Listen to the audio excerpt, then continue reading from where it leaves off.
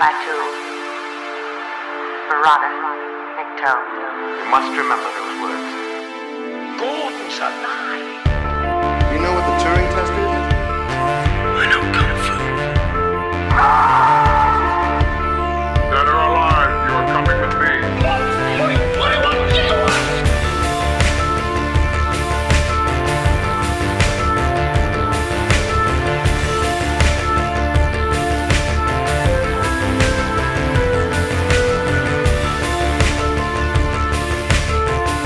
God, it's full of stars. Ladies and gentlemen, welcome back to Stories Out of Time and Space. I'm your regular host, Scott Weatherly, and as always, I'm joined by Julian Darius. And today, it's a bit of a shock. It's an Earth shock. We're talking about the Peter Davison Doctor today and the serial Earthshock. We'll start. Julian, how are you doing? You okay? I'm doing great. I now understand what killed the dinosaurs. I've been enlightened. How about you? Yeah, no, I'm good, thanks. Good. This was an interesting one. I Damning with faint praise. Yeah, the Cybermen in this. This is a Cyberman story, which is hot. This is the first of our first Cyberman story we've done. I think the only Cyberman story we'll do. My experience with the Cybermen is more to do with sort of like modern New Who, sort of like and they've been very robotic. It's this idea of removing all emotion, all sort of like sense of humanity, and being sort of robotized, being cybertized. But yeah, the Cybermen in this literally just look like stormtroopers. They sort of they literally sort of stood around, they chat, they have small talk. There's all kinds of things going on. Where I'm like, these do not feel like Cybermen. It's bizarre. I mean, the suits are quite cool. I kind of like the look, but yeah. It was.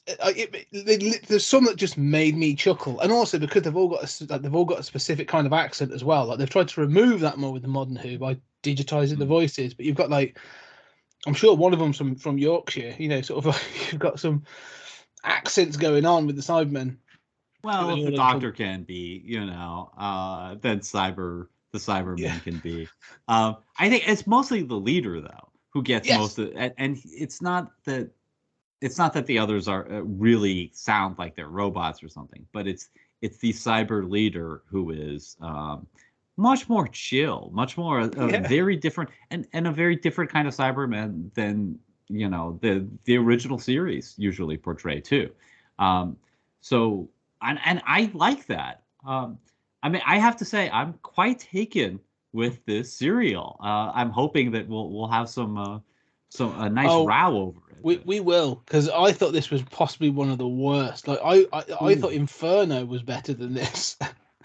I thought this was quite possibly the best of all the ones that we have done. So you could convince we'll me. Have it. Well, who knows? We'll see. Because this is the Peter Davison Doctor, who again I think is one of the Doctors I know the least about. He has 3 companions. Matthew Waterhouse playing Adric, Sarah Sutton playing Nyssa, and Jeanette Fielding playing Tegan. And they land on a future Earth in a field in the middle of nowhere to find out that there was a military expedition going down to investigate some caves where some, I believe, archaeologists or scientists have been doing some work, and they have gone missing. And upon searching those caves, they come across the Doctor and his companions and a bomb. A sort of a large, I don't know, not particularly large one, but just a bomb, but a very powerful and destructive bomb. They then track the, signal, for the bomb, which I'm not entirely sure. I've got questions about some of this stuff. So the bomb was planted on Earth, but then it takes them to a freighter that is entering Earth's solar system. And when they travel to it, they find that the freighter is carrying 15,000 capsules that contain Cybermen, and they are coming as an invasion force for Earth. When that doesn't quite work out, because of the Doctor, they then intend to use the freighter as a missile, basically, to destroy Earth. And through food, I think I blinked or something and nodded off, but they end up 65 million years in the past. And it turns out that this freighter is actually the asteroid that killed the dinosaurs. Mm-hmm. And in doing so, we will get to, and I want to talk about Adric's death, sacrifice. I don't know, pointless exercise in getting rid of an actor. We shall see. But go on then. Let's sort of start. So that's sort of the general plot. What are your sort of any thoughts then on your first thoughts on Earthshock? It took me a few minutes to get into. Yeah. But I would say that, first of all, I like Davidson as the Doctor. I don't like the costumes. The costumes are terrible, right? Yeah. Except for the Cybermen. But I mean, the costumes of the companions and the Doctor are just terrible. But he plays a very different Doctor. And even though he is the Doctor with the, asparagus on the lapel, he's known as a sort of sillier Doctor. He doesn't play it that way, at least not in Earthshock. In Earthshock, he's very serious, and this is a much more deadly Doctor and a deadly universe than I'm used to seeing, even than in the Revive series. Right from the start, it's clear that this is, it's like, this is not your father's Doctor, right? Yeah. And I love it. Like, everything is up for grabs. I really admire how, it's true, you point out like the going into the past thing, and we'll get to that later. There are plot holes, right? I mean, yes. the signal for this bomb, why you really even need a bomb, and the plot. Well, who planted it? Who came into Earth and planted it? Well, I mean, those androids, that are. Why did the Cybermen have their own androids, right? Yeah. I mean, but the Cybermen are cybernetic, right? There's an organic component. So, okay. And the androids, but I mean, so right from the start, let me just back up. Right from the start, the TARDIS materializes in a cave. Yeah. It's something different than you've seen before. They go out, people are dying. You see these androids, and these androids are very slick. It's a better design than you're used to seeing on Doctor Who. This is something that's closer to like The Day the Earth Stood Still than traditional Monster of the Week Doctor Who stuff. So it's clear this is a very different sort of story. And then, what really won me over, and where I started realizing, everything is just being done at a much, I hate to say, like a much smarter level, because it has these daft elements, but it really is being done at, there's a whole different level to the writing. The writing is cracked into a fever pitch. It's really aiming for the fences in a way that Doctor Who usually doesn't. And what made me realize this is where you have the bomb introduced, and their first reaction is to evacuate using the TARDIS. Thank you. Why has I've been waiting for this for my entire life. You could fit the entire population in there. Evacuate the caves with the TARDIS. That's their first instinct, and I'm like, we're in a much smarter universe than we usually are. Now I'll let you disagree. No. I'm fine with that, because I think you're right. There are moments in this, and especially when it's in the deadlier Doctor or the deadlier story. There are moments in this when I'm like, cool, yeah, they've done something that feels a bit more, not so much weighty or meaty, but like it feels a bit more impactful, maybe. But then it also feels like, and I think this is a problem with some of the serial nature of Doctor Who. So like, Adric is clearly sort of like, okay, Adric is going to be companion of the serial. Mm-hmm. Like, he's going to be the focus of the serial, and it obviously plays off as to why. So Nyssa is basically going to stay in the TARDIS and wobble a button. That's it. You know what I mean? And so there's little bits like and I was sort of like, oh, okay. Well, he now has 3 companions, and there's things about that I kind of like, because it actually made me think. I was like, well, they wear different clothing, and then, they're not all human. Like Adric's not even from our dimension. Like, he's from a different plane of existence. So I was like, that's kind of cool. That's interesting. But like, there was just little things I say when it all comes together as an overall. And I went back and thought about things like that bomb and the androids, and they were like, this is an invading force, and you realise, and then they're going to draw. I'm like, well, but you've already been here. because you've laid the bomb that's got a signal to this ship. So who's done that? And so why didn't you invade when you were doing that? Like you say there's there are moments of great, but overall, like, and the motivation for the Cybermen, even then, is, we can destroy Earth. I was like, what? Why? Like I'm still not getting.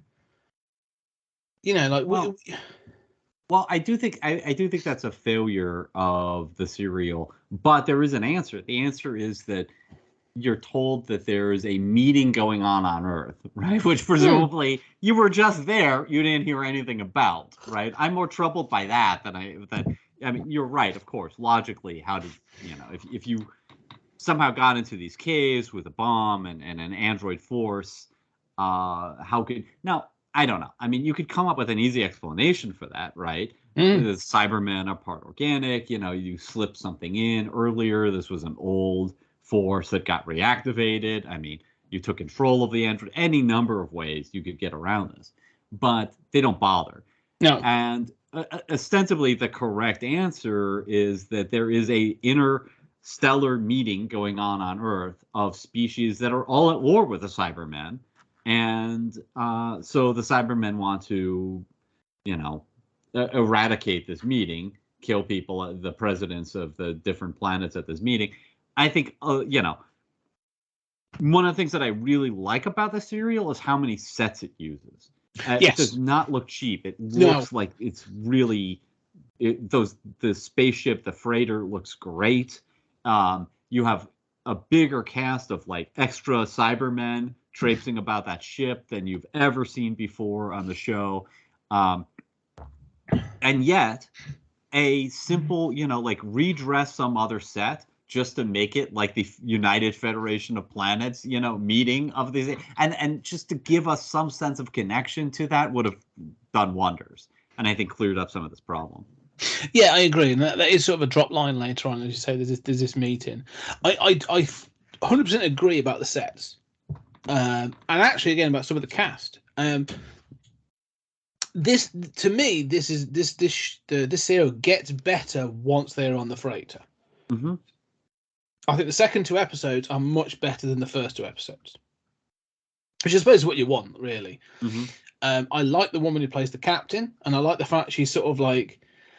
There's so much in this that I'm watching and going like, this has been influenced almost by Alien. Like, there's this idea of like, we're a freighter and we have a job to do, and like I've got a bonus. Corporate. Yeah, it's corporate. Yeah. I've got to make this delivery. If I don't, I get fined. And then you've got other people sort of talking to that. Like you said, I like it when they come out of the pods. Although again, they're covered in cellophane, and again, I'm like a bit like, okay, you didn't need. There's sometimes like steps too much. It's minor quibbles. But when it should be smaller, and you don't need the cellophane around them, right?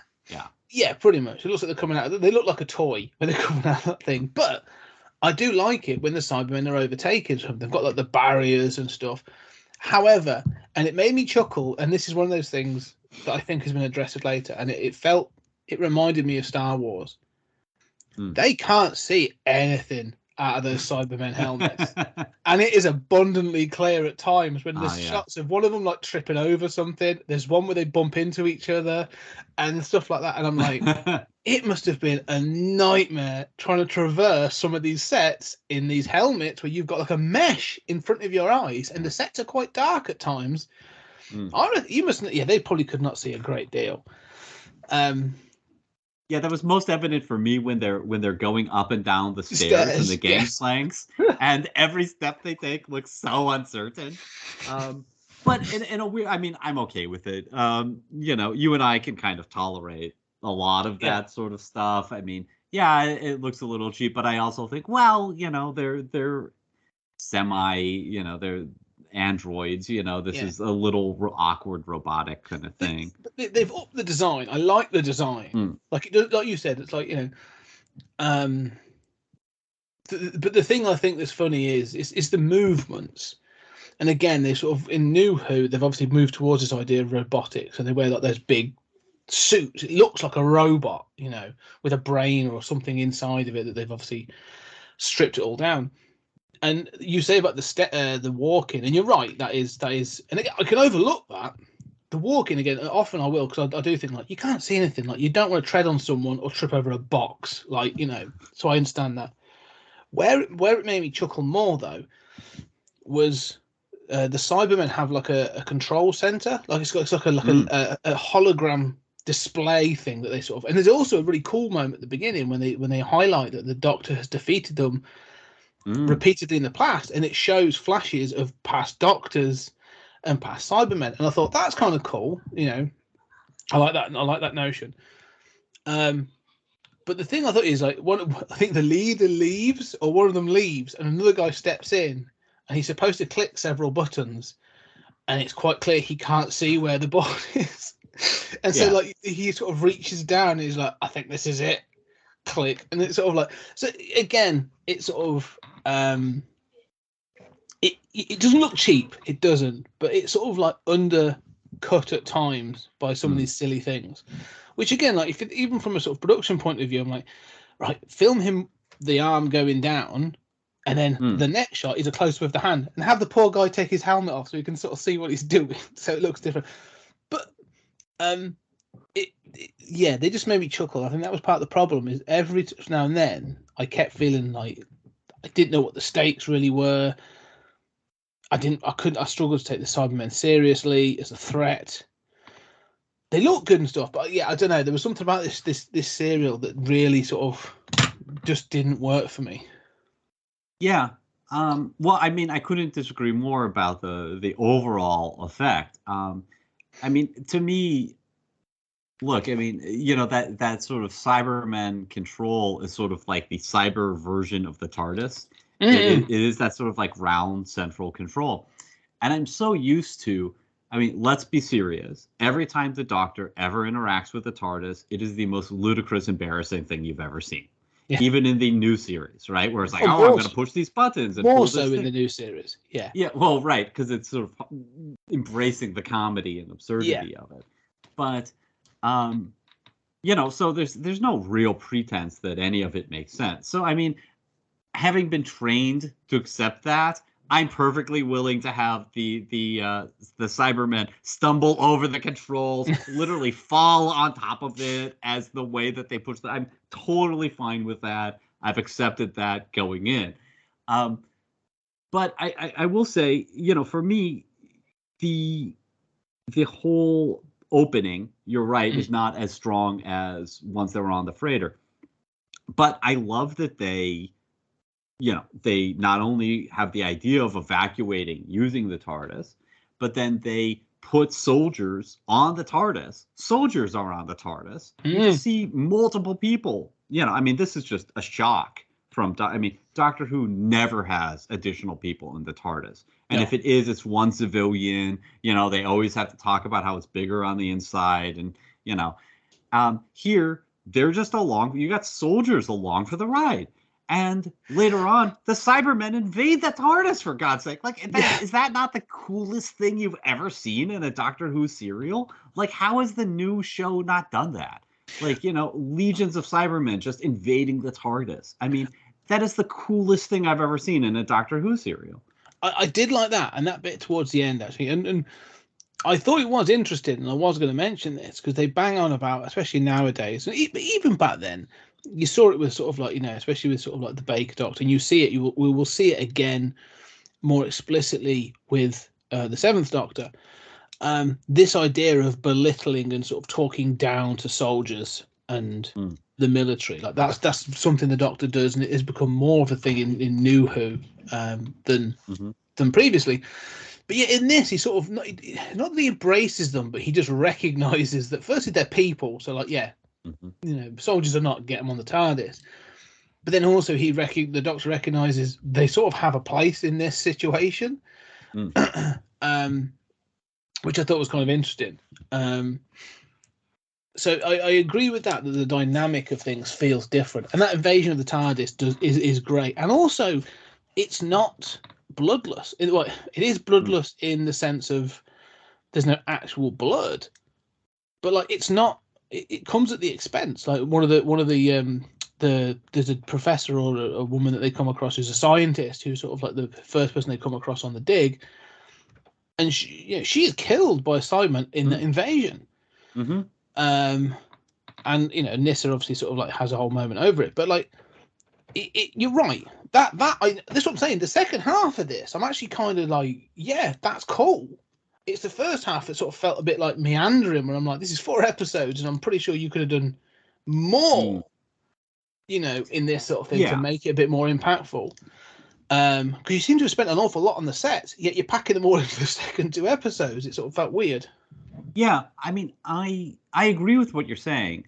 Although I did like that it suddenly changes from that sort of first act where it's in the caves to the second sort of like, 2.5 episodes of a 4-episode serial where you're suddenly on the freighter and you're like, were we in the caves? Yeah, we're not going to go back there. I mean, it just takes this left turn.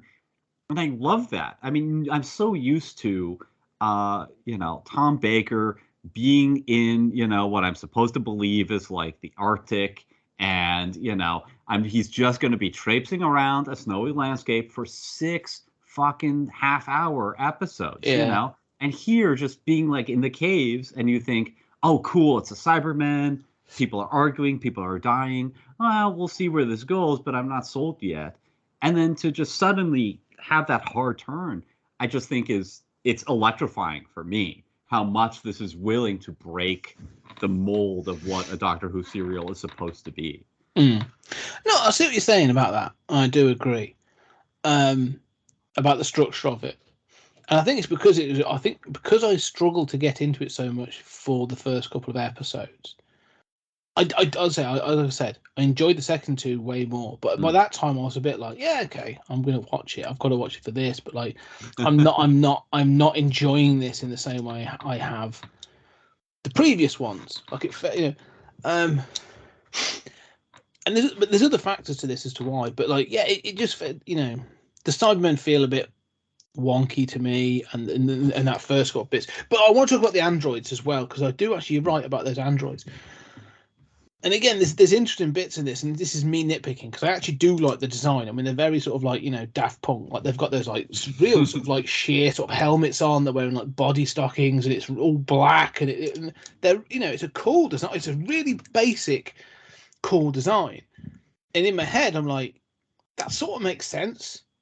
Like if you're a Cyberman and you're building a robot or an android, you won't need for this explicit purpose. Like, yeah. This is what you do. Like, it doesn't need to be anything else. It's just a sleek body and sensory information for it to do its job. It's got a gun in its hand. Like, I kind of like that concept of sort of like really simple, utilitarian, really basic.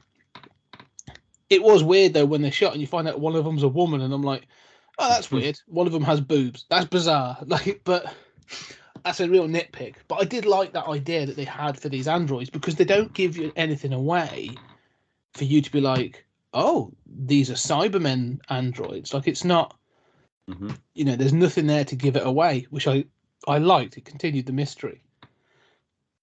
Yeah, and they look cool, and I like that you sort of see the Cybermen are behind it before any of the characters realize that. Yeah. And that's kind of like shit, like it's a cool sort of reveal. But you mentioned earlier about how characters die. I think right from the start, and I agree with you. The first episode and a half are not as good as the rest. But right from the start, you see Adric arguing with the Doctor, and they're going at each other. This is not a normal companion Doctor polite argument. I mean, Sarah Jane would never yell at Tom Baker like this. And it's vicious. And I mean, Davison as the Doctor just is pointing his finger and really yelling at him, and the other companions are like intervening to like not keep them from blows, but to pull them apart because it's really heated. And I thought, oh, this is a totally different tone. And by the end, so many people have died. I mean, the Doctor has, the Doctor kills Cybermen in a lot of Doctor Who serials, but there's something vicious about the way that he does it here in the TARDIS, zapping a guy in the chest at the end. I mean, and then of course, Adric, dies at the end. You watch a companion die. I mean, this is a whole different, this is the Snyderverse compared to like the 60s Batman TV show. Let's talk about Adric. So I've never really seen Davison's, like I said, is one of the least I've seen of all the Doctors, and I knew nothing about Adric really before this episode. And so my introduction in him is I like the fact that there's this disharmony between the companions, because I do get a little bit tired of this sort of like infatuation, and of Doctor and companion. It gets really boring after a while, and I want them to shake that up a little bit going forward, because no one ever seems to call the Doctor on anything anymore. Like, a little bit maybe, but the companion sort of like barely ever does in any meaningful way. So I agree, and I like the fact that, like I say, Adric is standing up for himself, and he's highlighting that he may actually be smarter than the Doctor, because he's like, well, I can do these calculations that'll get me through E-space to get me back to my home. And the only problem I have with it, and I think it's supposed to be intentional though, is he comes across as just petulant. I mean, he is still supposed to be a kid, I assume. Adric's supposed to be young, and it comes across as almost like a childish argument at times. And so it's sort of, I find Adric like grating for large portions of this show. And then again, like you say, there's a portion where I'm like, I felt that I was like, something's going to happen. Like, my story sense is tingling. This is going to end up in a specific way. Like Adric, they seem to be really billing Adric in a specific way. Something's going to happen. And so when it gets to his death, and we will cover it more in a bit, I was a bit like, oh wow, like, yeah, they went there. But the thing that was different, again, you say about sort of the Snyderverse, like, his death doesn't achieve anything. Yes. And that's what shocked me. That usually these things are like a sacrifice to sort of like make sure that the event happens, or in doing so, the Doctor and the rest of the companions are able to escape or something. This is like, oh no, I can achieve this thing. But even the thing is, by the point, no, but we'll save it actually, his death, because I want to get to it later, because it sort of felt so bizarre, the setup and payoff, that I was sort of like, I almost wanted to check, and I haven't had a chance to. Like, did he have a falling out with the BBC? Were they like, right, we've got to can this kid because he's been a pain in the ass? Like, I didn't know. But it had that sort of feeling of like we're bumping him off. Yeah. Well, I mean, you sort of opened the door to the death. But I mean, you're right that it's not ultimately meaningful in the sense of saving the day. It sort of goes in that direction, but then doesn't. And I think that there are I will admit that there are basic elements of communicating plot that Earthshock does not do well. For example, even near the end, you have the Doctor being led to the TARDIS by the Cybermen, and all of a sudden you see the TARDIS leaving. And there was a moment where I thought, who's piloting that? Is that the companions who were left there? Did they just take off? And then you cut inside and you see, oh no, it's the Cybermen have gotten there with the Doctor. And you knew they were going there. But, just a little shot of them entering before it takes off would have cleared that kind of thing up for me. And I think that in the same way, that ending with Adric is a little more confusing than it needs to be. Then the same thing with sort of going back in time, and we've mentioned that before. I mean, there are things that just aren't communicated well. Sorry, how does that happen, the traveling back in time? Well, Adric fiddles with the computer, And there's a line of dialogue about how I think somebody says on the ship, before they evacuate, like, this ship isn't made for going back in time. And Adric says, well, it is now that I've rerouted the power coupling, kind of, like, okay. I guess relativity is strange in the Doctor Who universe, but okay. Yeah, it just, yeah. It was just, like I said, it dropped on because I missed it. Because all of a sudden they're like, we've gone back to 65 million years ago, and I was like, hang on, what? No, who's arranged that? Like, what? How did that happen? Yeah, I mean, yeah. So I will give this a little bit of a pass. I mean, yes, it is dumb that they're going back in time, and this, look, there are a lot of elements of the script that needed another draft, right? Yeah. No doubt. But there is then this dialogue between the Doctor and the Cybermen on while he's a hostage in the TARDIS. Again, it's like, I just love how much stuff in this I've never seen before. It's like some Doctor Who writers have taken acid and just decided to like do shit that's never been done before. Like, what if the leader of the Cybermen is kind of chill? It's just like amazing. So the Cybermen are talking to the Doctor, and they're mad at the Doctor over what Aldrich is sort of doing with the freighter, because the freighter's supposed to punch this hole in the Earth shield and destroy, this conference, and then pave the way for this cyber invasion. And the ship is kind of phasing out, and there's some mumbo jumbo about, all of this. And the Doctor says, well, it's going back in time. And his companions say, well, that means good. That means Earth is safe. And the Doctor says, oh, no, it's going back in time, but it's still headed to the same place in space, which, of course, this is the point at which you and I point out. The Earth is not in the same position when you go back in time, right? But, yeah. Okay, it's still cool.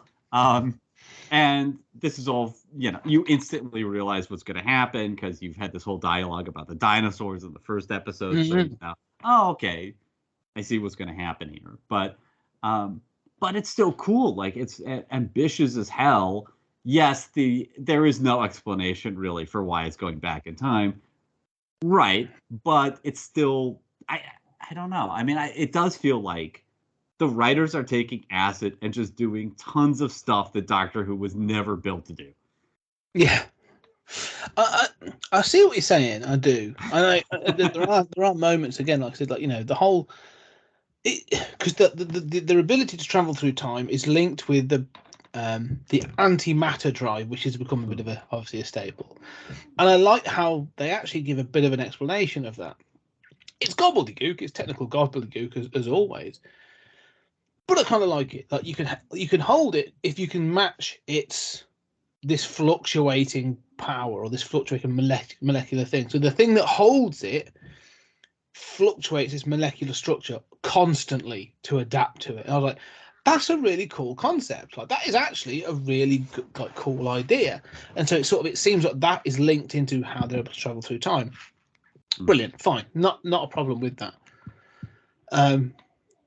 But again, this thing of sort of it going back to the dinosaur and becoming the thing that kills the dinosaurs, it's cute, it's this thing. And then because again, sort of like, that's when the Doctor is like, oh, actually, in our sort of, we're going back to a deterministic universe. This is always supposed to have happened. So we need this to happen because it then triggers the next course in the Earth's evolution and whatever, sort of going forwards. The freighter, yeah, I don't know how big this freighter is supposed to be, but it's still kind of cool that this is the thing that may cause the destruction of the dinosaurs. So you have that, and then you have this sort of Adric's got to do these 3 mathematical problems to complete this thing, and there's one left, and I don't know what that was all about, but like, he runs back, he's like, I've got it, and he's trying to sort of complete this thing because he's been ordered off the bridge by the captain and this soldier, and I actually kind of liked all that. But then he goes back to do this third one. All the mumbo jumbo crap that we know the TARDIS can do, it can't patch through to the communications on the bridge of this freighter to be like, as Adric is being given this information, to be like, no, you were good, leave it, run. Mm-hmm. Like, it doesn't, Yeah. No, that's true. But I mean, how many times have we seen these convenient plot contrivances to keep communication down, to keep the TARDIS from going back in time? I mean, all the Doctor needs to, I mean, the TARDIS is sort of out of his control at this point, but all the Doctor needs to do is go back in time and go onto the bridge and take Adric, right? I mean, even once this is over and it sort of ends in the shock of Adric's death, because we have not literally seen him die, right? He's still in Schrodinger's cat territory. The Doctor, even in a deterministic universe, the Doctor could go back onto the bridge and pull him out a second before he dies. So, yes, I mean, that's a contrivance. But, come on, man. Like, they kill a companion. How many times have we seen companions who should have died, and they're always saved, Yeah, I and get this was that. a shock. I like that, and I like the fact it's played as a shock as well. Like the end credits are played in silence over this gold star. Like there's a broken version of this gold star that Adric's been wearing, and I kind of liked that because I can imagine as a viewer at the time, this would have been really shocking. But if I was an Adric fan, I think I'd have been disappointed. Where I'm like, oh, he died as a bit of a punk. Like it's a really stupid death. So that I think that's maybe me sort of like, I don't, not that I need a heroic death or everything, but it feels a bit like, I don't know. You've given him this thing about being super intelligent and all this other stuff throughout the episode, throughout the serial, and then you kill him off in this way. Feels a little bit like, all right, it is shocking, but I agree that it doesn't really work. Yeah. Especially the sort of like, what is going on with that computer? There are these 3 sort of like blocks attached to it that I guess the Cybermen have put there, and he's got to unlock it in order to gain control of the ship to somehow veer out of the way of Earth, I guess, except it's way too late to veer, and he's trying to unlock these protocols. So he runs back. What has he figured out? I mean, in order to do the third one, what is he hasn't figured out that, this is the meteor that caused an extinction event. So, right. I mean, I agree all of that's terrible. But at the same time, I kind of, not just do I think it's cool that he dies, but also there is a weird, perverse way in which I like that if we didn't see anything that happened in the TARDIS, we would think, oh, he is just about to save the day. He has the moment of realization where he goes back. And if we don't get that last short circuit, I mean, the writers, it's almost if the writers are signaling, yeah, we know the convention. We absolutely were capable of writing ourselves out of this. We set him up to save the day. And then there's a short circuit. Sometimes you don't get to save the day. Die, punk. That's pretty cool. Yeah, it's ballsy. I got to admit, and it's quite cool that they sort of. I admit it's cool that they did it. I don't know. I mean, one of the things is, it kept me interested enough that I was like, okay, do I watch beyond this to see how does this affect the Doctor? Like, if I go into the next serial, has Adric's death affected him? Is it going to impact on story and character and that sort of thing, or is it sort of like, oh, that's done, and then we're gonna jump on to just move on to the next story and fighting, some of the next alien of the week sort of thing. So I'm definitely going to have a look at that. I'm curious to see what the impact was, and I'm hoping it did have an impact. Well, I mean, one of the things that apparently, like, I mean, I haven't seen the part before or the part after, but one of the things that is really clear, another way that I really love this, again, it's rough, but you mentioned this sequence at the cyber control panel with the flashbacks to 3 previous Doctors, and the cyber leader like actually like updates you about the entire runs through a brief version of the entire history of the Doctor versus the Yes. Cybermen, which is so cool. It's like suddenly we're in a different universe. We're in one with continuity. And there is a reference to, at the beginning of this serial, there's like the previous serial was named Black Orchid. And there are, it's clear that you're sort of beginning in medias res, that there's some lingering effects of the past serial. And they have this sort of like, they reference Black Orchid, and there's this sort of like book or something. And again, I haven't seen that, but it's almost disorienting at the beginning. And at the end, you have this death that's going to at least carry over a little bit into the next serial. And we're no longer in a sort of episodic universe where there are kind of like some nods to continuity. And we've talked about how amazing that is in a show going on this long that wasn't meant to be preserved forever. But now we're talking about, even more of a connection between those episodic serials and a full sort of recounting of the history of this one of the arch villains of the show that stretches back decades. And in fact, the Cybermen had only been seen once during all of the 1970s. Yeah. Like, this is some quite ambitious continuity stuff going on, especially for 1982. Well, that's the one thing I will say is you say about the entering a new era, and I don't know any background. I have no knowledge of this. But watching this, having sort of watched some of the previous Baker stuff, like I enjoyed that I like him as a Doc, so I've watched a couple of those serials. But that's still cheap. That still has a cheapness to it, like wobbly walls and polystyrene rocks and that sort of thing. But it's still good. I enjoy it. But towards the end of that, you do feel like there's a bit of a shift where they're like, oh, okay, I don't know if the ratings had gone up or done something or they'd moved. But like you say, watching this one, there's more attention to the sets. There's more attention to costuming. It's not all, it's not big budget. This isn't film Hollywood style, but there's more attention to sort of costuming. The guns, the effects for the ray guns are crap, but at least they're there. It's not just firing, nothing happening in a sort of like a sparky squib going off. Like they're trying something. Or the Daleks where you just flash negative. Yeah, exactly. Yeah. Right. So they're trying to sort of give you something on screen to show what's going on. And I kind of like, the shots of the Cybermen like punching out of those pods and things like, yeah, that's all kind of cool. That's effective stuff.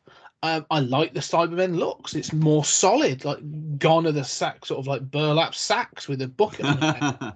Like these look like, from 82, like these look, they're all metallic. They've got the plasticky metal sort of like helmets and shoulder pads and all the front paneling and stuff like, yeah.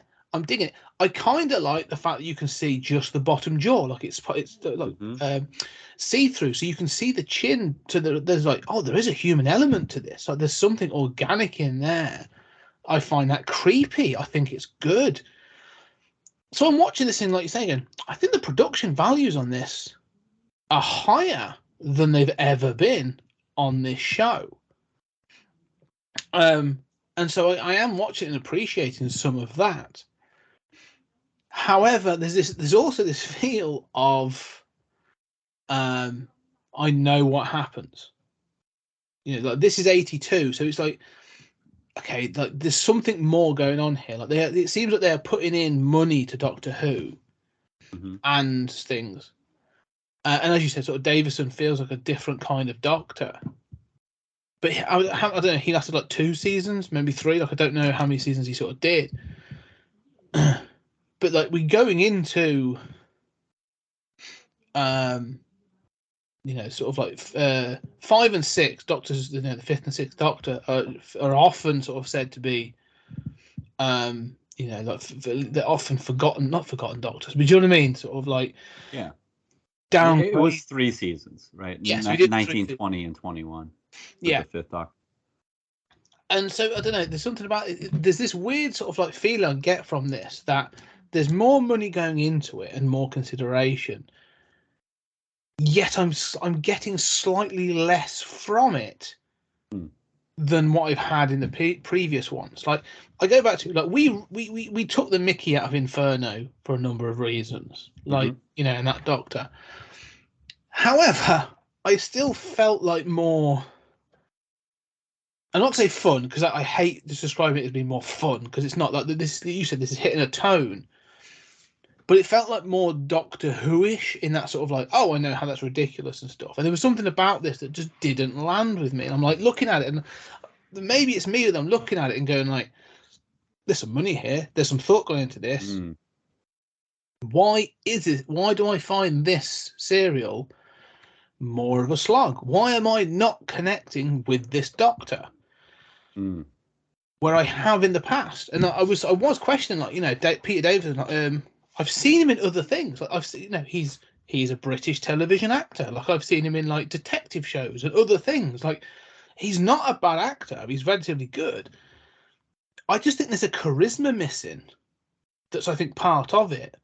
And that's not just him. I think there's from the show, for me at least.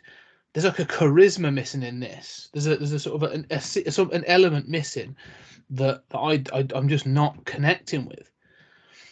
Well, I mean, let me offer a sort of hypothesis, which is that and like you, I have not seen as much of Davison as I have others, but he strikes me immediately as a much more younger, action-packed Doctor, despite the costume, than we've seen previously in the previous four, right? Obviously, we've gone from, you know, the grandpa Doctor to, you know, weird sort of middle-aged men to one degree or another. And, you know, Davison seems younger. He's angry. He emotes in a way that, you know, the Doctor never really did. You know, or if he did, even when the Doctor was mad, he seemed calm. I mean, Baker always seemed very calm when he would tell, you know, the Daleks, you know, you're wrong and you're going to die. You know, I mean, he seemed very calm about it. I mean, and it seems as if, like, this is the closest we've seen, even with the film that we talked about, to a sort of Doctor Who as an action star. Yes. And as an action serial with, you know, real fighting. There's a fleet of, not a fleet, but an army of Cybermen who are invading the bridge. You mentioned the cost of the sort of special effects and the cast. You know, it's worth mentioning that wonderful shot of a Cyberman frozen in the door. Like, you know, I mean, that's a fantastic moment. And it does feel almost like it's an action, you know, sci-fi thing, sort of post Star Wars, I guess, which was many years earlier or a few years earlier. But I mean, it does seem as close to that as we sort of ever get. And having seen more of the later Doctors, that's more the case here than it is with like the Seventh Doctor later on. And obviously the revived show has some more action-y elements to it. In some ways, I mean, I don't know. You said like it doesn't feel Doctor Who. I think in some ways that's a good thing. Yeah, I know what you're saying. I hear what you're saying. But yeah. Even the thing is, because we say we've had like young Doctors, we have in New Who, you know, like, you know, I think like, I don't know how old Davison was when he took this on, but like he's clearly, like, I'm gonna say, like in his 30s, you know, probably sort of early 30s.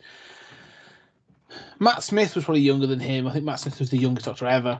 Yeah, but we've had this sort of like this idea of like the younger Doctors like Tennant, Smith, probably being the two youngest, action-packed Doctors. And sometimes I wonder, like, is it because I'm acclimatized to the eccentricities of the Doctor? So even going back to Hartnell, like, you get like there's a bit of a sort of an eccentricity, like, you know, he's grumpy and he has these sort of like his ways about him and that sort of thing. And, you know, Troughton had his flute and was sort of like, you know, his tone was slightly off, and he's like, he was rumpled and that sort of thing. Like all the way through, the Doctors have had this eccentricity. Like, you can see that they go, oh, the Doctor's is almost like this. He's weird. Like, he's a bit of a weirdo. Like, he has this charismatic weirdness. And Davison just sort of like doesn't have that. Like, there's more focus on action, and I agree with that. But he doesn't. And I know that, like you say, it's still maybe good that they've diverged from it. He feels closer to almost like the Eccleston Doctor than any others, where it's almost like, oh, I'm not doing the weird stuff. Like, Eccleston lent into it every now and then, but like, no, I'm not doing the weird stuff. Like, you're right, I'll wear a stick of celery on my coat, but that's it. And I'm an actor, and I'm going to play this as a sort of like, and I'm going to emote, as you say. But for some reason, like, this series, okay, let me put it this way. This series to sort of flip some elements then. Because often, the Doctor is the eccentric one that's sort of like, we're on an adventure, woo!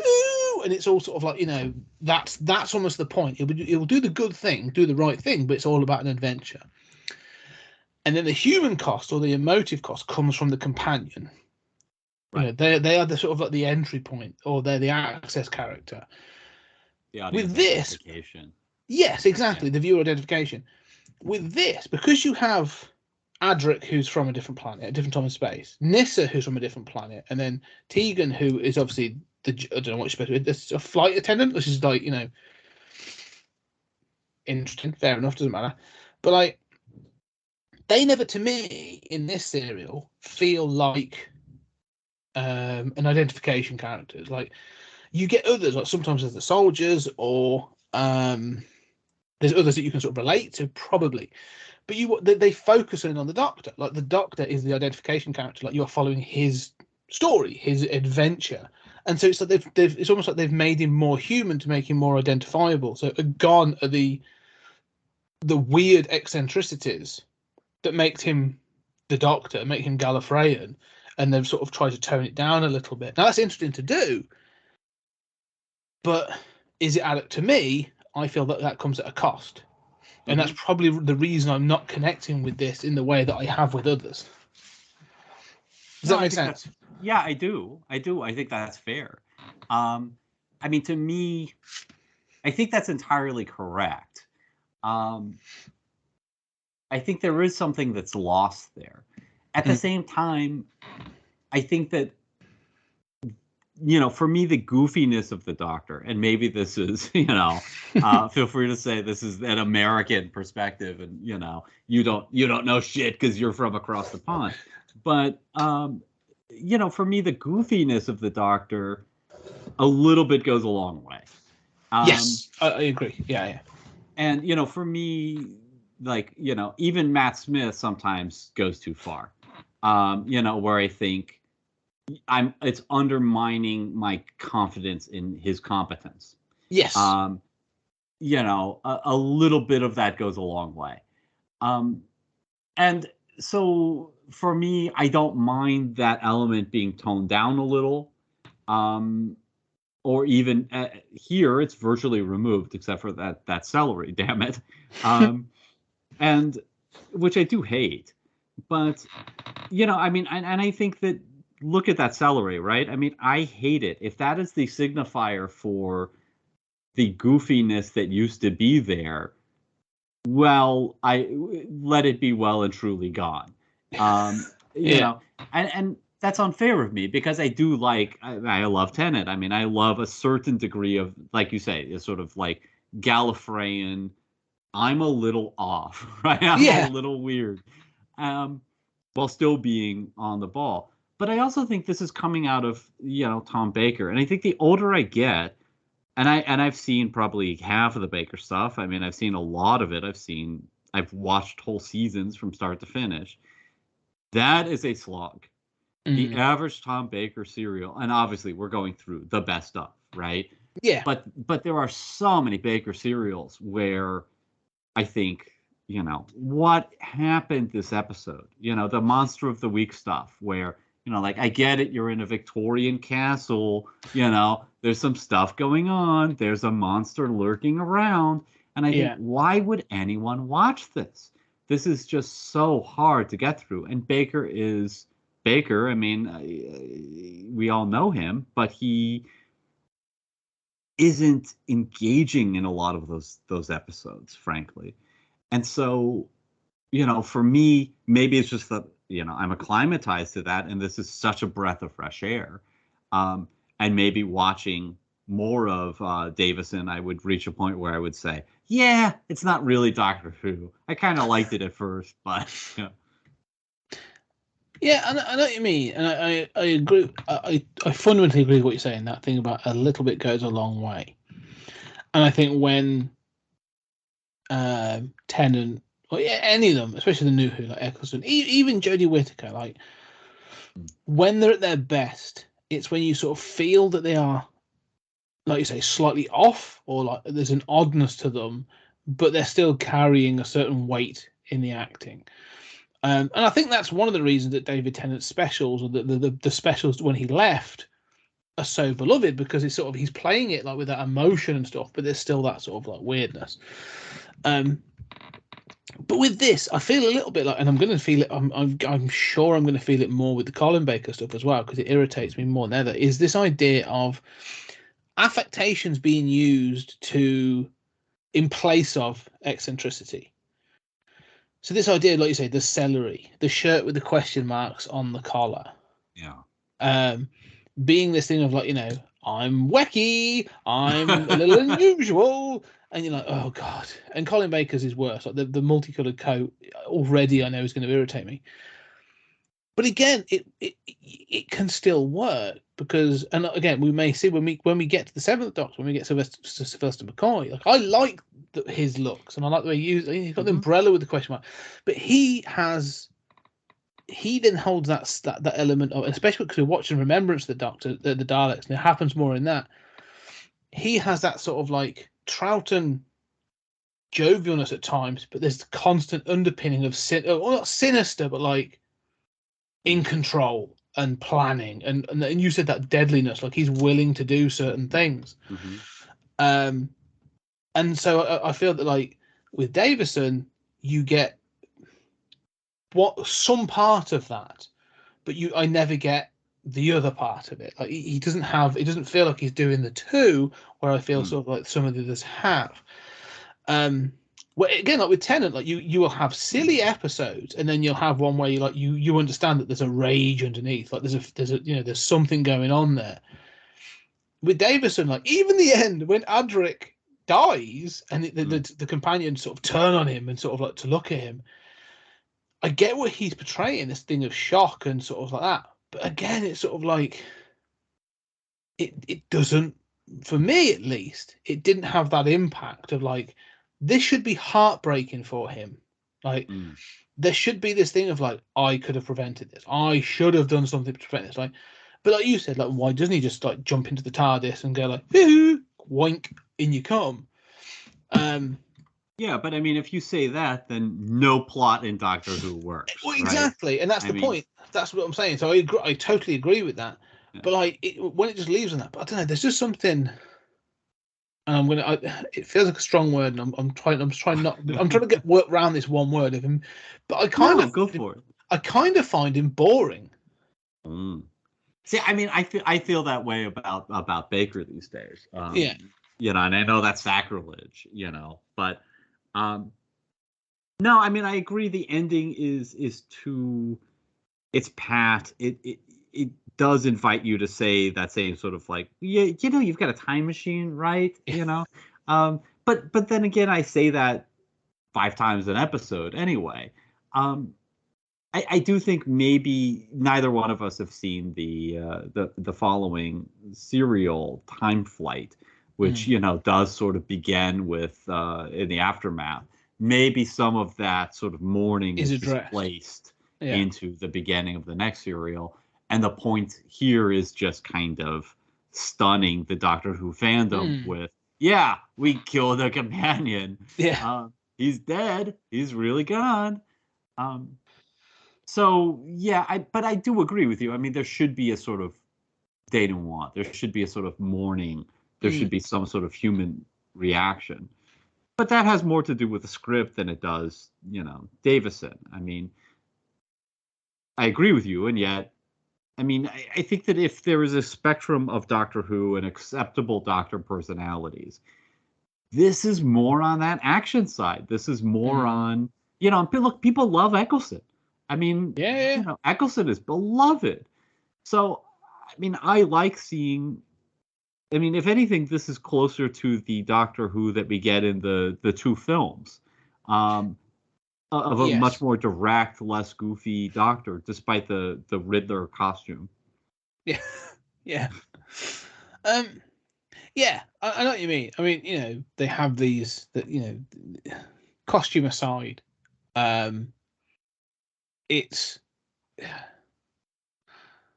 I think it comes down to that delivery. And comic timing or comic capability. I think there should always be that comic element. Comedy, sort of, not comedy. It's that difference between telling a joke and being humorous, isn't it? Sort of like there's that undercurrent. Like there's the thing at one point when they talk about the leader and they say, "Oh, is he always like this?" And he says, "Well, compared to some others, this one's almost flippant." And again, like the delivery just sort of felt flat. Like it should be more sort of like quippy or sort of like he's trying to in the midst of all this, like he's making this comment, and it sort of his tone and stuff doesn't elevate enough to be like compared to when he's like, when they do you know these people? Oh, I've got a long history with these. Like it that feels the same as when they're then talking about something else. This is like a legit crisis. Like it should, I don't know. It doesn't have his personality doesn't have the ups and downs I expect. I think from a character like this. I think you're right. I mean, and I did like that line about positively flippant. Yeah, I did like it, but I mean, I think you're right about the delivery and not having quite that sense of whimsy or sort of weird charm. That it doesn't have to be. It's not a joke, right? But it doesn't have that same sort of whimsical humor to it. The flip side is, and again, I'm not trying to, bash Tom Baker, but there are imagining him delivering those lines. Oh yes, I have quite a long history with them, and I think I don't feel that at all. I feel there's such a sense of calm there, as if there's no stakes whatsoever. And I know that's part of that delivery, and that's part of the charm of that version. But I like how different Davison is. I like seeing that end of the spectrum, and for me, it largely works. I agree with you; it's missing those elements, but it doesn't feel to me like it's not the Doctor. I mean, it feels like it's still in the range of an interesting, acceptable take on the Doctor, and I find that quite fascinating. And I think that really every Doctor responds to the last one, right? Yes. And so this is that sort of response, and it's a fascinating response. And at the end of the day, we sort of look back and say, I like these things. I don't like those. This one kind of works, but I don't like the costume, or I don't like the lack of whimsy, But that doesn't mean it's not instructive. And it's through that kind of ping-ponging back and forth that we get a sense of the Doctor, and of that range of that character in the first place. No, I'd agree with that, like you say, especially this idea of it sort of countering the last version. Which is a fair point, and I think when you are coming off something, like you say, you are trying to do something so drastically different, so you aren't compared to sort of Tom Baker or whatever's come before you. Like you need to be doing something, and you can't go more. You couldn't really go bigger, could you? Because then, although they do later, but like I can see why that the instinct is to do this is to try and pull it back in certain ways and to do different things. So I can understand the instinct of it. And maybe I do need to see more to see it in sort of long form to see how it works more. So I think I would. I think I might have to do that. Sort of just give a few, give this a few more serials, or But I might follow. I'm gonna. What's it called? Sort of the follow up to this. It was called something Flight. Time Flight. Time Flight. Which apparently has the Master in it. I've wanted to go back and just kind of do all of the Master serials that are extant. So I might do that. I might go back and see what the follow up is like for that point. See how Davison reacts to sort of losing Adric, and does it have consequences, and does it play out? One of the things I wanted to talk about, actually, because we spoke about Daleks when we had Genesis of the Daleks in the last episode, and obviously when we did the films. I want to talk about Cybermen as a concept. So they come from a planet, and they are sort of like the concept is that they were an organic species that has sort of become more and more cybertized, and they're sort of like mechanical and robotic, over time, and so their design has changed and stuff. And this, I say, this one, they have this sort of see-through perspex lower jaw, so you can see the human jaw when they talk and stuff. I honestly think, because you just see these silver suits. I mean, granted they're wearing moon boots, so it doesn't always look, they look like Ugg boots, but it's fine.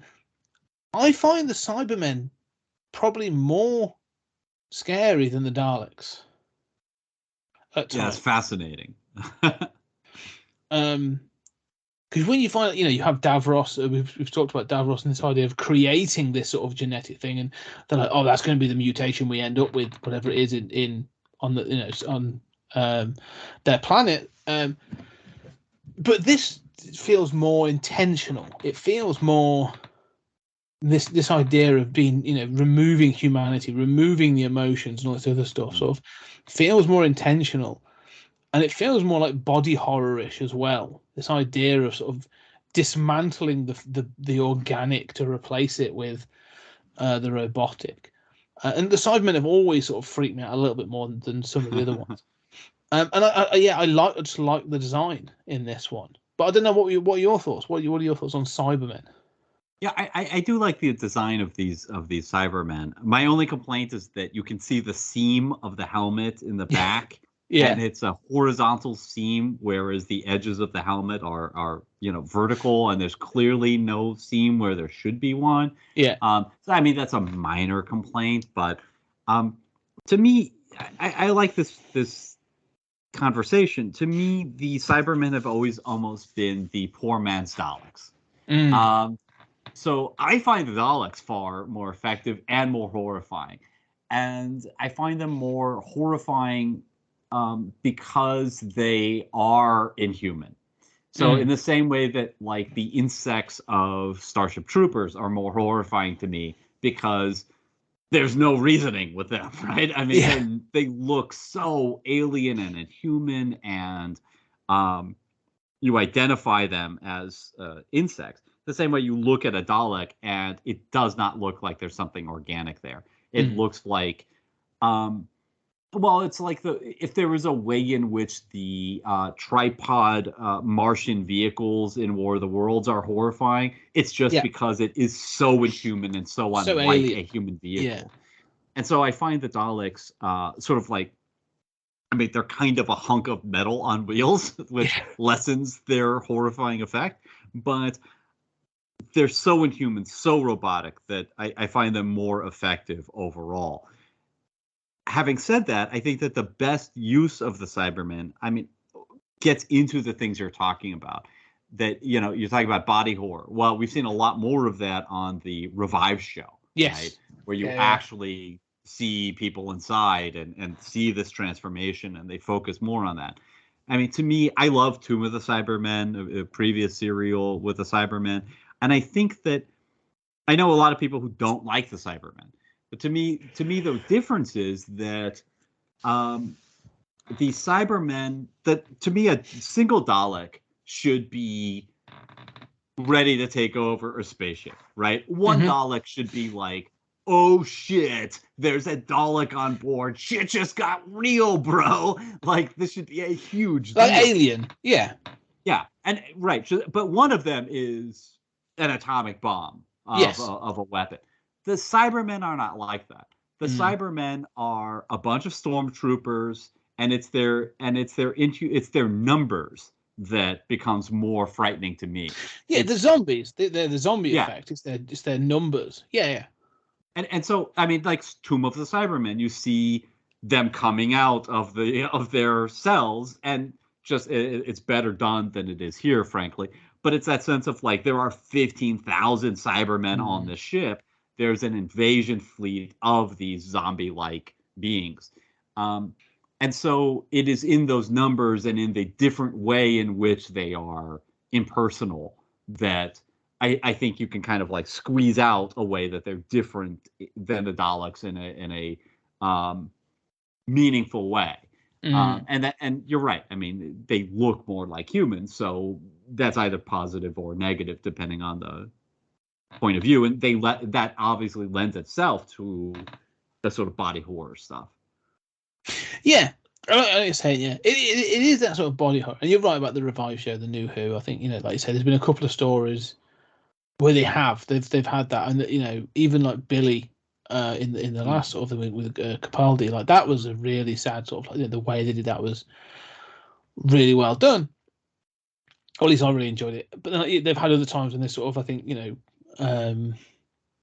some of the other characters have been cybertized. They've been sort of like taken and made into the Cybermen, and you've seen it happening. I don't. Yeah, there's just something about them I just find endlessly creepy, and I do like this idea of sort of like this that they were, I say human, but they were an organic species, and now they're this thing. I mean, this is 82, and obviously they've come even before that. Like they feel like a precursor to the Borg. And again, I'm not saying Star Trek stole from Doctor Who, but they definitely feel like, oh yeah, the next thing would be the Borg. That's that sort of like, well, we're gonna have a hive mind and we're gonna have this idea and sort of stuff. And we have talked about this idea of we've talked about Picard like off air, this idea of the Borg Queen, and again we've had this you have like the King Cyberman or the leader Cyberman, sort of this idea of having this hierarchy seems sort of like almost within robotics, sort of like almost pointless. But I like there's this idea of sort of like removing the humanity, and sort of in this, one of the things that's this bizarre but interesting is this one, the leader, because he seems different to the others. Like he talks about, well, if we can't set off the bomb, or we're not going to do this, we're just going to fly the ship into the planet, and then he's basically going to leave to watch his victory from somewhere else. So eventually he intends to steal the TARDIS so he can watch his victory from the TARDIS. I'm like, all right, fine, fair enough, whatever. But it's this idea of celebrating a victory, because they keep saying, like, actually at one point the Doctor says to him sort of like, about emotions. This is, well, you don't know what emotions are. You've removed all sense of humanity. And I'm like, but then they're going to have him stand and bask in a victory. And I'm like, well, that feels like very emotional. That's pride, and and that bit felt a bit weird. But I'm like, oh, really, he should be like, well, the cause is to blow this thing up. So of course, how do you feel about flying? You're going to be destroyed, and you'd be like, well, the logical thing is that I'm going to stay here and ensure the mission is completed. So yes, I will be destroyed, but for a greater cause. And so it's interesting that they keep talking about this thing about the lack of humanity, but like, yeah, the leader clearly isn't. Like he's not fully endorsed. I'm not even entirely sure he's fully getting the sort of like, he's like, yeah, I'm doing all this stuff, but I'm not going to kill myself over it. Like, yeah, I'm not.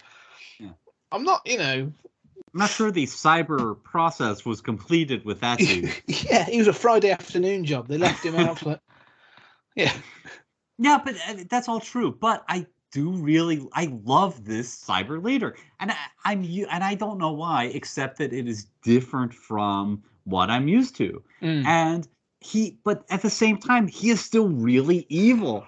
I mean, he is so ready to, like, it's such a cliche that Superman or the Doctor and all these Batman, all these heroes have somebody say, I'm going to kill your friend, right? Yes. And Usually that is a long, drawn out process. Here, the cyber leader is just like, I get it. I'm going to kill your friend. Well, now I have control of you, don't I? Yes. It's just like, oh, he is evil. And then he Yes. forces the doctor to get on board, to his leave, even though Aldrich is left on the ship. So he's still leaving a companion to die. But if he doesn't, another companion is going to be killed right in front of him. And I thought, oh, this is decent stuff. And I sort of like that he is. You're right. I mean, yeah, he's more emotional. He's more sort of chill. It's not so over the top that it's played like like he's a hippie, or like I'm thinking of like it's not Springtime for camp, Hitler. Yes, Like I'm the cyber leader, man. Yeah. It's not so over the top, but I like that the leader sort of has a little more freedom, and I mean, you're right about it's funny because I don't like the Borg Queen, right? But I don't like the idea that there's a hive mind, but the person in charge is just sort of lackadaisical. But here, like, this isn't the cyber leader of all the Cybermen. There are these references to, like, he has to report to further superiors. And I don't know. I mean, I like that there is this exception, and that maybe the leadership isn't as restricted as the grunts in some way. Yeah, because yet what's interesting is they don't identify him in. He has a very distinctive voice. Let's put it that way. But they don't identify him in any other way. Mm-hmm. Like, they don't give him, like, an insignia or. It's not true. He has the sort of bar on his head, right? That is black, and it's of course, the same silver color on everyone else. So they do, yeah. So he has got some sort of insignia. It's very subtle. Yes. Yeah, but it's exactly. Yeah. Okay, that is very. Either I hadn't noticed it, or I've completely forgotten it. So yeah, he is fun as a character. Again, this idea is sort of fun. I actually like whatever the actors bring into it. Does kind of work. And again, like you say, doing something different. And so in the moment, I'm not hating on it. But it is kind of funny to have this almost like he's not mustache twirling. He's not completely sort of pantomime villain, but he is more animated. His articulations are more animated than I would expect for a Cyberman. However, it does sort of work. And I do like that. I do like those interactions between the leader and the doctor. I think that there are some good. And that one you mentioned about how he's got control by threatening to shoot Tegan is actually kind of good, because it's a real sort of simple display of power. Like like the doctor's trying to be sort of stubborn or belligerent or whatever, and he just sort of turns the gun and he's like, kill her, and then he's like, the doctor obviously runs to her and he's like, there you go, let's not play around. Let's not play silly buggers. Like, what I know. There's only one way this is playing out, and so I kind of like that. And again, that's kind of part of the sort of actiony, sort of dark element of this serial. And Davison is a sort of actiony star, and I think right from the start with that argument. It establishes this is a different Doctor. This is a dark universe. I mean, we have an invasion. We have, and I mean, we're used to this on the Revive show. But I mean, there are 15,000 Cybermen. We're used to like 10, right? Yeah. We're being told there's like 20, and it's really like 2 at a time because they only have 2 costumes, Yes. But here, you feel like this is a big deal. This is Doctor Who on a very different scale than we've seen before, and I think that's quite charming to me. Yeah. No, that is one of the elements I do like about this, that I do think works. Going back to some of the sets and some of the stuff, like, it feels elevated in that way that I'm like, oh, okay, this is kind of cool. So I would agree with that, and I think we're both in agreement. Sort of like the lead is good, and it is one of the things I did enjoy about this serial.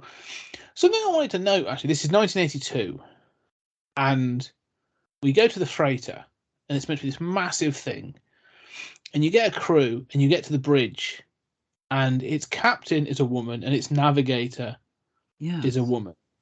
Mm-hmm. And again, the captain is a bit of a bitch, but in a good way. Like, she's seen some shit. You know what I mean? This is a woman who's like, look, I'm a captain because I've been around for quite some time. I've done the job. Like, she no does not messing. suffer fools. Yeah, exactly. Yeah. Like, yeah. And it's all her sort of like below her. There's like a security chief or whatever who is actually a traitor, and some of the people that are all men. But like, she runs this ship, like you say, without any messing around. Like, she feels like I legit believe she would be running a freighter ship where she's like, oh, I'm keeping these people in line. I'm not going to take any shit from anyone. Like, I've done this 100 times. I know what I'm doing. And I kind of liked her as a character. Like, I thought she was really good. And the same with the navigation or the pilot. Like, again, they don't play her sort of to be... in fact, none of the women in this, and this is, I know I'm not trying to bring up sexism, but none of the women in this are played as sort of damsels, really. And but when they are scared, they're honest about it. So there is the scientist later on, and Tegan says to her, like, well, are you going with the soldiers? And she's like, no. I'm not a soldier. I'm staying here. But it's not done in a sort of like a sniveling, cowardly way. She's like it's like almost like a common sense way. She's like, no. And then, all right, well, give me your overalls. And she's like, fine, whatever. But like, I was interested to see that, like, yeah, like 1982, like, you know, it's almost, and it's not commented on. You know, like the Doctor just interacts with them, and Adric sort of talks with the pilot. They talk about the sort of the antimatter propulsion and some of the navigation stuff. And she's a competent pilot. Like, again, they said they've worked together for some time. And so I kind of like that, this dynamic they had on the bridge with these two characters. Yeah, I did too. And I think the other thing that's remarkable about that for me, and I love what you say about how it's not a big deal. It's not remarked upon. I mean, there might be an undercurrent of because the treason is never successfully explained to me. But so there might be a sort of symbolic way in which that man is resisting, because he doesn't always get along with Captain Briggs. So maybe there's this sort of symbolic way in which he's resisting this female leadership. But I mean, the other thing worth noting, and it's perhaps not kind of me to say, is that Captain Briggs, very well played by Beryl Reid, was not cast for her looks. No. And I quite like that. I mean, we've talked about this, you know, in the past, of sort of the cliche of women in powerful roles having to also, you know, wear a skin tight suit and look attractive and wear makeup and all this. Captain Briggs is a middle-aged woman. She's a handsome woman, but she's not a sex symbol. There is no attempt to doll her up and make her be, you know, everything to all people. And she's respected as the captain, and I quite love that. Yes, to me, that's as remarkable as having a female captain in the first place, because we are so used to, especially these days, right? Yeah. Every time we see, like, I'm a lawyer who's won every case. I'm also 23 and look like a supermodel. Yes, yeah. Yeah. And that's the thing, like I say, I like the fact that and this was, I always thought, like, Alien felt like an influence. It felt like a working ship. And then when they do talk about stopping or turning around, or like they say something about, look, if we just move the ship's course just a couple of degrees, it'll miss the Earth. And she's like, no, I've got a bloody delivery to make. You know, she's like, it's my ship. I will do what I want. We'll block them all in. We'll deliver the stuff, and then the security forces can deal with them as they see fit. Like, it's not my job. And I kind of like that. That's the logic. She's like, I'm not here to save the world. I'm here to do a job. And so has that sort of dynamic, and sort of like it becomes not so much a plot point, but becomes a sort of an argument that comes up. And she obviously changes her course. But like, I like the fact, again, like talking to these characters, like she's not instantly jumping to heroic mode where like, well, we must activate the self-destruct and save the planet. She's like, nah, screw that. I've got a job to do. I could be fined if I'm not turned up on time. Yeah, and she's not convinced, that everything she's being told is correct. Yes. Yeah. So yeah, she feels competent, which is the thing I think, which is cool. Well, interesting. I mean, I think you're right about the parallels to Alien, which is 79, right? So we're, 3 calendar years later. I was just reading that that cyberscope prop, the sort of cyber TARDIS console that they have, apparently that was built using parts scavenged from the Nostromo set of Ridley Scott's Alien. Oh my God, really? Yeah, and apparently the digital readouts of random numbers on screen was, potentially inspired by, the digital readouts of random numbers on the Nostromo. So there is sort of like a direct parallel there. Yeah, it definitely feels like an influence. That's really cool to know that even like the props were like have that genesis and that sort of like birth. That's cool. Yeah. So again, going back to this thing again, sort of like what's interesting, we've talked for a little while now. Everything we appear to have talked about has been those second 2 episodes. Yeah. Really. And I think that sort of that comes back to what I was saying before. That I think that's really telling. That those first 2 episodes, we've talked about the androids and sort of we talk a little bit about the soldiers, but like we haven't commented on anything that they've got. They've got that tracking device. There's some soldiers on the surface. There's some underground. There's the whole cave system. There is that whole conversation around. They find a skeleton in the wall, which, fine. It looks like it's ready for a museum sort of display. Yes. But that then perfectly unearthed, just right yes. along. Yeah. Now maybe they worked at that, right? Maybe because these are caves with light, so maybe part of the archaeology. Yeah. And there's obviously the conversation, and when the doctor they have this conversation about what killed the dinosaurs, and the doctor's like, well, most people think it's an asteroid. Like, man, I've always wanted to sort of go back and see that. So you get that sort of the smoking gun, the Chekhov's time travel, if you will. But all that's it.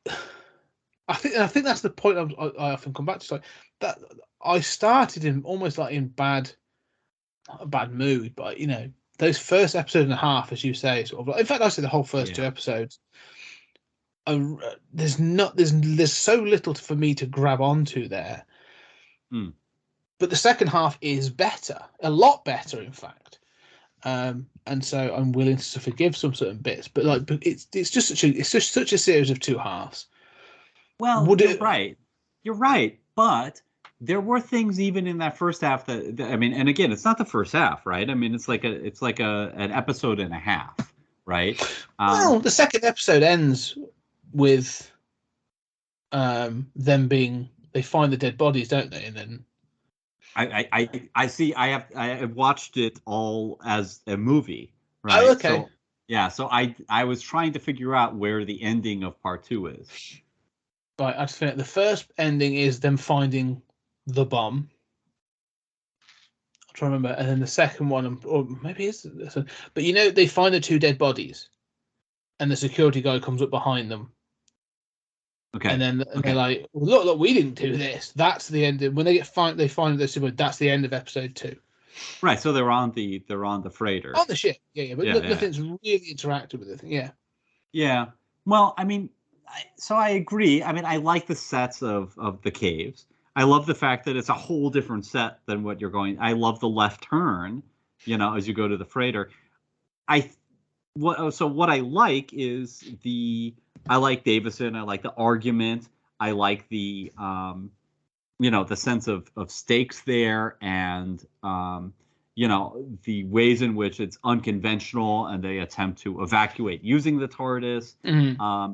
And the revelation of the Cybermen, who hadn't been used for years. It's like, oh shit, right? So there's a lot of stuff that I would say work for me, even in the early stuff. Having said that, the guy on the surface looking at dots on a screen, None of that works. None of that needs to be there. And yeah, I think you're right that generally we both like the Android design, but generally that stuff is weaker. It should really be streamlined. So, I mean, I would say in general, I agree with you. My only caveat would be, and I think we both agree that the latter stuff is better and it could even be expanded. The only thing I would say is, remember the first like episode or two of Inferno? Like we love once they're in the parallel universe, right? And you're in mirror, and it's so much fun, and it just works. But everything until that, I thought, oh my God, I'm gonna have to get through like 6 episodes of this. Like this is gonna be rough. And here it's 4 episodes, and you've got like 1.5 that are, a little rough. So yeah, I mean, they could have. I agree with you, but it's not so bad. No, I see what you're saying. You're convincing me something more that I think I had a bad taste from this first couple of episodes, or the bits in the cave, because it just felt not great, but it gets better, and there is good stuff to be taken from a lot of it. So it's probably not the worst we've seen. We'll get to when we do our rating. When we come sort of to the end, I think we'll talk about that. But again, I think it's like contributing factors. Like I was going in the first. I don't like the first bit didn't really work for me in the caves, apart from some bits and pieces. I'm not sort of jiving with Davison as a doctor. The whole conversation, whilst I like the intent of the conversation between the Doctor and Adric, at the beginning, it slightly comes across like a petulant teen, where he's sort of like the Doctor, like you say, no, you don't give me enough attention and respect. I'm an adult. I'm a man now, kind of thing. Where I'm like, and the Doctor's saying, look, we've sat down and had these like whole debates. And he's like, yeah, but it's all throwaway. Like it feels petulant in some ways. Yeah, and that's fine, but like it grated a little bit. So I think I was sort of going into this, and again, I almost feel like you said, we chose a list of best ofs, so we could go through the 7 classic Doctors. But one of the things I've learned really up to this point in doing some of this is if you have context for the Doctor, like Tom Baker, for example, you can dip in and go, that story, and you go, yeah, I get what it's about, I sort of get what's going on, and you can sort of dip in and dip out. And you could probably do that even more so with the very first, because it was designed to be episodic. I think sort of like, the Hartnell was like, there was very little hangover from previous adventures from one to the next. But with Davison, like you say, they're introducing a continuity where this is season 19, episodes, I forget what now, but it's quite later on into that season, where this may have had much more of an impact and actually have been much more interesting. I would have come into this in a much better fashion had I watched the series that came before it. Do you know what I mean? Yeah, and I think especially the trauma of killing a companion. Yes. And also the revelation of the return of the Cybermen.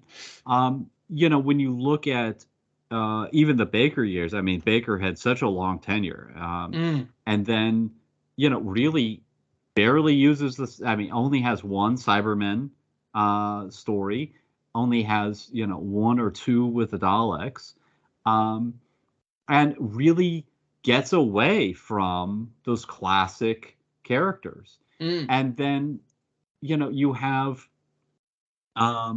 Davison come on, and this is in his first season, and you might think, okay, well, we're in a different Doctor, it's a different look and feel, it's very different, and then all of a sudden the Cybermen are back, which was a big shock, and they kept that secret as they were filming this to keep that a shock to viewers, and that must have been like sort of, watching the Daleks come back in the first season of Eccleston, or, Yes. the Master at the end of, Tennant, the second season, or I guess that's the third. But those were big shocks. Those were so much fun to have happen. And I think the return of the Cybermen would have been a big shock. And then seeing the death of a companion would have been another big shock. And it had to have been, well, the script does need another rewrite. I think we'd agree. There's a lot to recommend it. And I think you're right that in the context of not just the serials before and after, because we're into a different kind of Doctor Who, right? Yeah. In terms of its episodic content. But also, this must have been a shot across the bow in March of 1982. It does. It feels like a shift, and I feel like they may have I don't know. They sort of stepped up for this season. Okay, we've got a new Doctor. Let's try for something. Let's give it another boost. Like, we're going to give it some, an infusion of energy, an infusion of cash, probably. And I do think maybe my feelings towards this are doing it a disservice because I'm only sort of experiencing this one slice of it. And again, it comes to like everything else. Like, you and I, reading comics, or you wouldn't take a character and go, I've read 6 issues and I don't like them.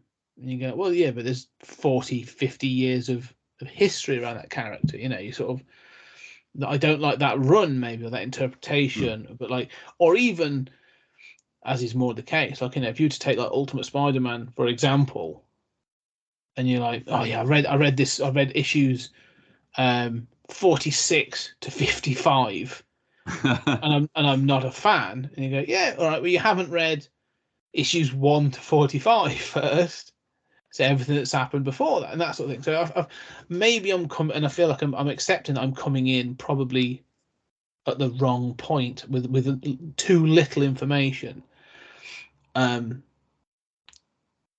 I'm accepting that because I think that's how modern television, even more so now, like, you couldn't jump in to sort of say season 3 of certain The TV Wire. show. Yeah, exactly. Yeah, go, I'm going to watch that, because you have to have that pre-knowledge. Or even worse, you couldn't sort of jump in and go, I'm going to watch episode 9. I'm going to start watching episode 9, season 3 of a TV show. Like, it doesn't work. And I think I get that feel a little bit from this, that maybe there is a little bit more wider context that would give this whole serial a bit more weight.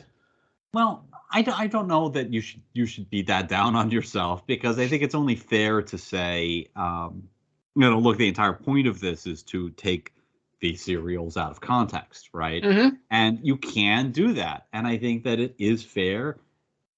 I don't think there's anything that we're going to suddenly discover. Like, I mean, if you don't like those issues of Ultimate Spider-Man, you're not going to like Ultimate Spider-Man, right? Yeah. I mean, if you're just like, this is terrible, I can't stand Bagley's art, all right, well, you're not going to like it, right? Just stop. But so I do think that you're being maybe a little too hard on yourself. But having said that, if there's one way in which I could sort of pivot off what you're saying, I do think that one thing that would come from that is maybe less sort of seeing the story in progress and more getting used to Davison as the Doctor. Yes. And used to a different take. And I think that, look, I mean, if we had, say, stopped at David Tennant and just said, Davies is off the show, I'm done. This is a perfect jumping off point, and it is. I'm done. And then we sort of came back in and saw one episode halfway through Matt Smith's run and one episode halfway through Capaldi's run, we'd probably say, who the hell is this? Yeah. This is too whimsical, or this is too serious. This old guy's weird face doesn't look right. It's not whimsical enough. But, so I think there's something to be said for more getting a feel for what that take on the Doctor is, if that makes sense. Yeah, I think that's right. Put it in context, give it a bit more, a bit more juice, as it were. Yeah, you're right about taking it out of context as well. I can see why. The thing is as well, we chose this one because we did some research and this was held up as being the Davison story to check out, or at least one of the ones that came up repeatedly. So I'm like, okay, cool. So if this is the one that's going to be, to be fair, you have a point. If this is the one that's been held up as the one to watch for Davison, and I'm like, maybe you're right. I'm going to go into the next one and be like, yeah, just as, and so it could be that. I am going to try a few more. I am going to try some more Davison. I'm definitely going to try Time Flight. I want to see what the ramifications are of Adric's death, and I want to see what it's like, how Davison interacts with the Master. I think that could be quite interesting. Mm-hmm. But yes, that is for another day. Any final thoughts then for anything else you want to talk about for Earthshock? No, I'm quite pleasantly surprised with it, and I think I have been by most of these serials that we've seen. The one thing I would note on the way out is that you're not the only one who didn't like Adric. Apparently, he was quite despised, and that was why they decided to kill him off. Okay, and in part sense. Because he was, I'm smart and I know more than you, and a sort of, smart, young, sort of cocky, petulant kid. And then having killed him off, suddenly everybody said, "Oh, I really care about this character." So it just goes to show, if you have a character who people don't like, kill him off, and people will suddenly find that be more invested in them. Yes. All I know is, from what I understand, is the lad who played him, Matthew Waterhouse, got the audition sort of almost by accident and stuff. So it's one of those that sort of wasn't intended, but sort of struck it lucky. So whether he was hated or not, like he's a part of Doctor Who canon, and fair play to him. Obviously. What I would say about the companions is, I think sort of mentioned it, I do kind of like the fact that there's not all human. Like that, again, you said about going against the norm or trying something different. Like this isn't just Mary Jane Smith or one of those others. The thing this is the thing I thought, this is really silly. This is a weird little side note. So Adric and Nyssa are both from different planets. Adric's from a different plane of existence. And I was looking at Nyssa and I was like, I kind of like your costume. It's kind of cool. You've got these big sort of puffy shoulders, and then you sort of it's got like a corset thing, and then you've got these boots. And I'm like, okay, cool. And then Tegan she's this like a stewardess, and she's wearing very earthbound clothes. And then Adric is wearing this like get up that's got a bit yellow on it. It's got this badge on it. It's all kind of, it feels unclear what they're trying to go for. And I was like, in my head, I was like, why do they wear that stuff? Like, why aren't they sort of why don't they wear? In my head, I was like, normal clothes. And then I was like, well, actually, if I was to be the companion, I would continue to wear jeans and a t-shirt. Like, that would be what I would be wearing. And then you probably would bump into it and be like, why are you wearing such weird clothes? So it sort of struck me. I like the fact that they do maintain their home planet look. That's what they're going to keep. So I like the fact that they make them. They do have that slightly quirkiness with their costumes, that they haven't humanized them in a way. They have maintained that they're from a different place. And apparently the other thing is Nyssa has a bit of an arc as well. So that's quite an interesting sort of. I don't know anything about it. I can't comment on it, but there's the character, they give her a bit of an arc as a companion, which is kind of cool. Going back to that idea of continuity and ongoing character changes. So maybe there is more to sort of experience within the Davison years. But that's sort of my thoughts on Earthshock. It was all right. What was it? You've sort of convinced me it wasn't the worst one we've watched. I think we'll get to that when we rank them at the end. But we're sort of 6 in. We've done 5 Doctors now and the TV and the film. We're 6 in, and I'm kind of enjoying going back. I'm enjoying going back and doing this, as I said. And the more I'm learning, and sort of it feels like doing this will actually. One of the things I'm going to do actually after this, I'm going to pick an episode from each of the new Doctors, the revitalized show, and I'm going to rewatch those and sort of those ones that sort of harken back to or have glimmers of sort of the idea of legacy and stuff. And just in the knowledge of this classic Who, sort of like how does it stand up in, does it feel of a piece? Could you have gone from, I wonder, could you have gone straight from the Seventh Doctor to Eccleston? Would it have? What is there from the TV movie? Yes, from the Paul McGann. I mean, yeah.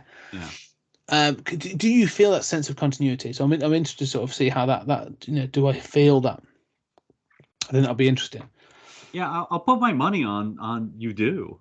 I think having seen the TV movie and sort of thinking the Eccleston stuff sort of looks cheap, right? I mean, you see the, it's present day stuff, but I mean there are these incongruities, but I'd be fascinated to see what you think about that when you're done with that project. I think it'll be just a little note. Oh, we'll come back and I might have a think about I'll let you know how I feel about that. But we'll probably keep doing this, and by the time we'll just do a little Doctor Who here and there, and by the time it's 2030, we'll be old men talking about the Nysa arc and how much we've learned. Yeah, really getting into the minutiae of what. Saying that though, like just as an odd note, like I can see now again, watching these back or watching them for the first time, I can see how if this is your thing, if this is your jam, if you're if you are a Doctor Who fan, how much like with Trek or Star Wars or whatever, like you can get into the lore. There are characters that you can really dig in on and be like, yeah, I think this is how the continuity works, this is how the timeline works, and this is where they're from, and like there's a lot of lore building up over these sort of like these decades, and I'm actually sort of like, I fully understand now why, because it's not just these TV shows. Obviously, there was books and other things going on. Even in the 80s, we're going to get to that period in the 80s where the comics started to come out. Mm-hmm. And stuff, and so there was other material for Doctor Who, and I can completely see now why people got so into this and why this was such a sort of a success when it was. But anyway, moving onwards and upwards onto the next iteration, or the next generation, and we're going to be doing the Colin Baker years as next, and we're going to be doing Vengeance on Veros is the one we're doing for Colin Baker.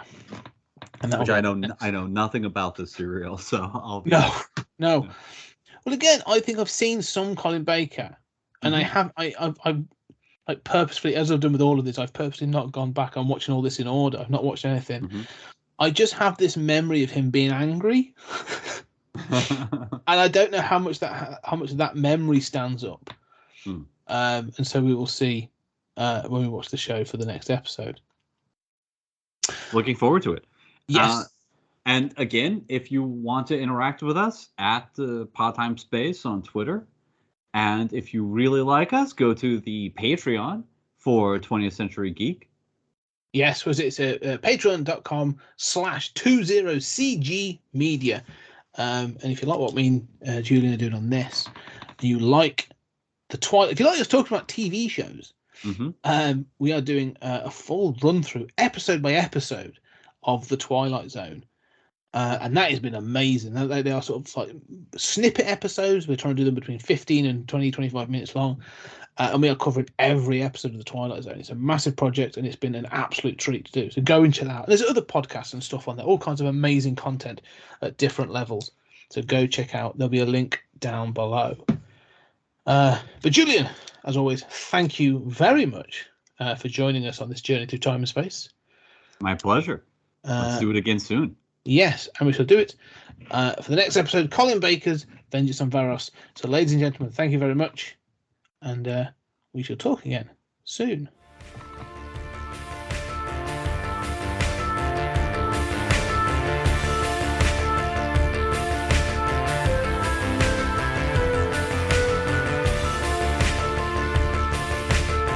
There's something very important I forgot to tell you.